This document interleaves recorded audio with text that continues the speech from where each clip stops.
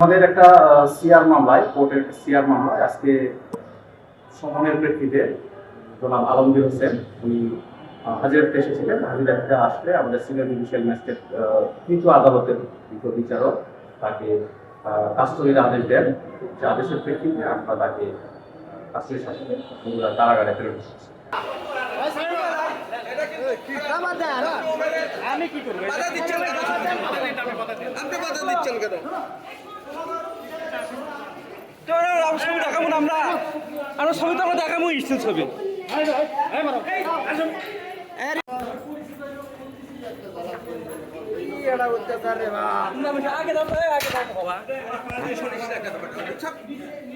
আগে আসো আরে আগে আমি তুমি আরে ভাই আপনি দাবাত দিয়ে দিলে যাবো কোন ভাবে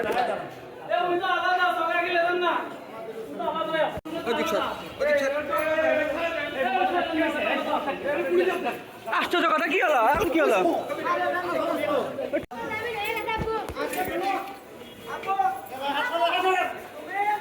পিতার মুখে ছাড়তে যাচ্ছে